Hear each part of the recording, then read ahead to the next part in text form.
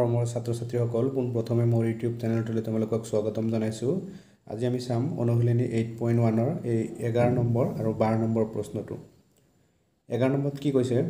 ত্ৰিভুজ ABC আৰু ত্ৰিভুজ DEF ৰ AB সমান D আৰু AB সমান্তৰাল D, BC সমান EF আৰু BC সমান্তৰাল EF, A, B আৰু C শীৰ্ষবিন্দু কেইটা ক্ৰমে D, E আৰু F শীৰ্ষবিন্দু কেইটা লগত সংযোগ কৰা হ'ল। এটো চিত্ৰত দিয়া আছে।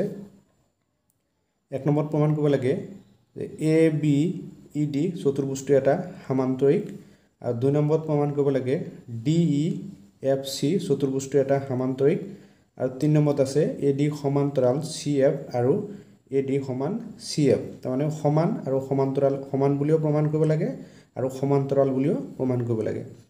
4 নম্বৰত আছে ACFD চতুৰ্ভুজটো এটা সমান্তৰিক, আৰু 5 নম্বৰত আছে AC সমান DF।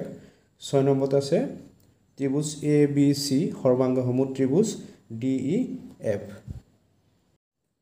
প্ৰথম আমি দিয়া আছে বুলি এনেকৈ এইখিনি লিখি ল'ম আৰু প্ৰমাণ কৰিব লাগে বুলি এইখিনি লিখি ল'ম।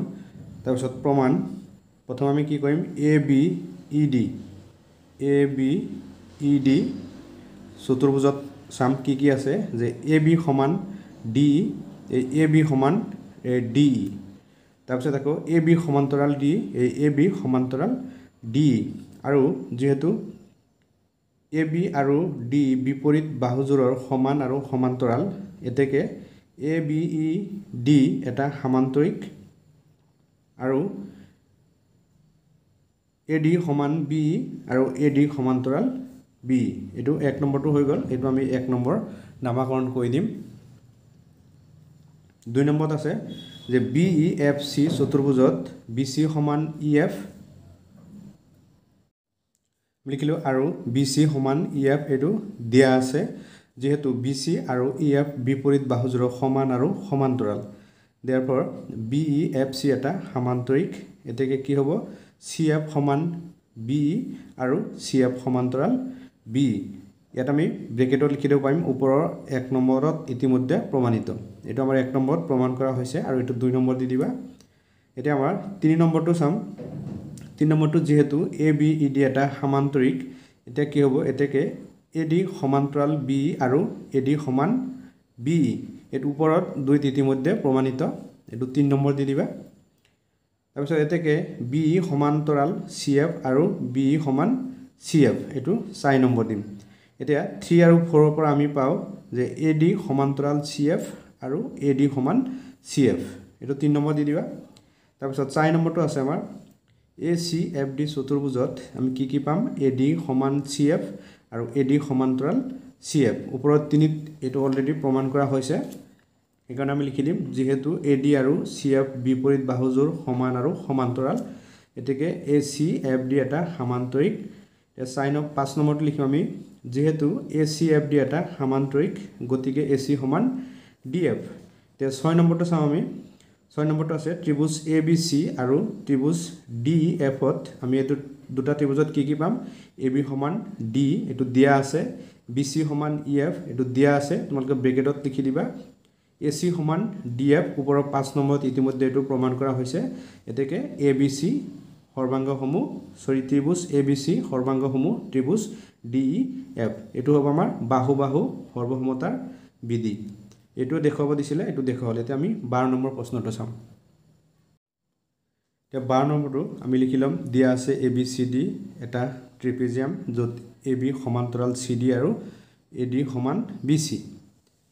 তো প্ৰমাণ কৰিব লাগে এংগুল A সমান এংগুল B, আৰু 2 নম্বৰত আছে এংগুল C সমান এংগুল D, তাৰমানে A কোণ সমান B কোণ আৰু C কোণ সমান D কোণ, আৰু 3 নম্বৰত প্ৰমাণ কৰিব লাগে যে ত্ৰিভুজ ABC সৰ্বাংগসমূহ ত্ৰিভুজ BAD।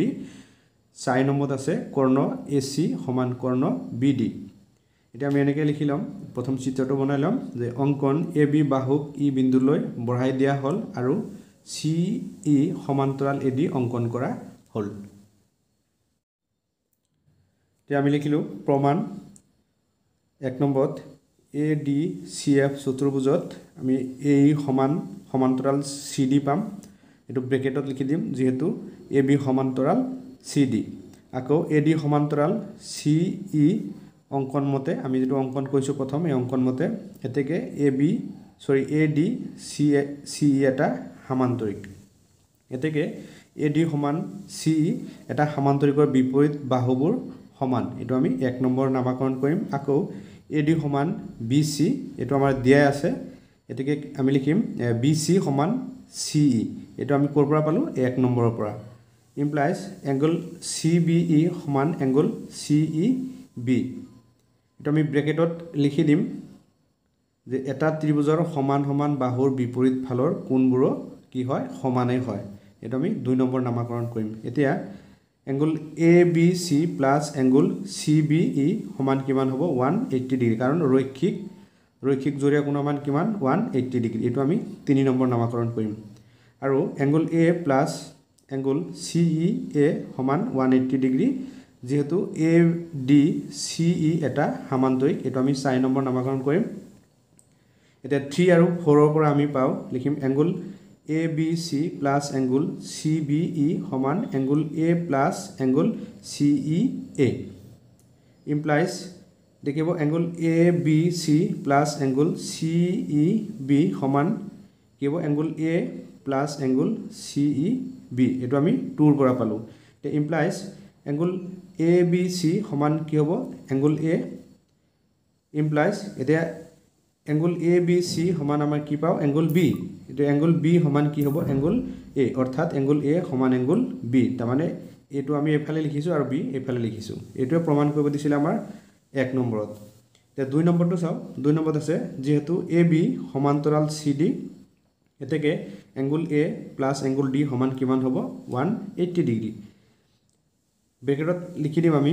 যেহেতু তিৰ্যকৰ একে ফালৰ ক্ৰমিক অন্তকোণবোৰৰ সমষ্টি 180 ডিগ্ৰী আৰু angle B plus angle C সমান কিমান হ'ব 180 ডিগ্ৰী এটো নামাকৰণ কৰি দিবা তোমালোকে তে লিখিম আমি লাষ্টত 5 আৰু 6 ৰ পৰা আমি পাও যে angle A plus angle D সমান angle B plus angle C কিন্তু angle A সমান কি হ'ব angle B আমি ইয়াত পাইছো আগত যে angle A সমান angle B এতেকে angle D কোণ সমান angle C হ'ব implies angle C সমান angle D তে 3 নম্বৰটো আমি তেনেকৈ লিখিলো যে ত্ৰিভুজ ABC আৰু ত্ৰিভুজ BAD ত আমি পাও যে BC সমান AD ইয়াত দিয়া আছে তোমালোকে এবোৰ লিখি লবা যে angle B সমান angle A আৰু AB সমান BA এতেকে ত্ৰিভুজ ABC সৰ্বাংগসমূহ ত্ৰিভুজ BAD এটো হল বাহু কোণ বাহু সৰ্বসমতাৰ বিধি এখিনি লিখিব লাগিব তে 4 নম্বৰত লিখিম আমি গতিকে AC সমান BD এটো CPCT এতেকে কৰ্ণ AC সমান কৰ্ণ BD এটো আমাৰ দেখুৱাব দিছিলে এটো দেখুৱা হল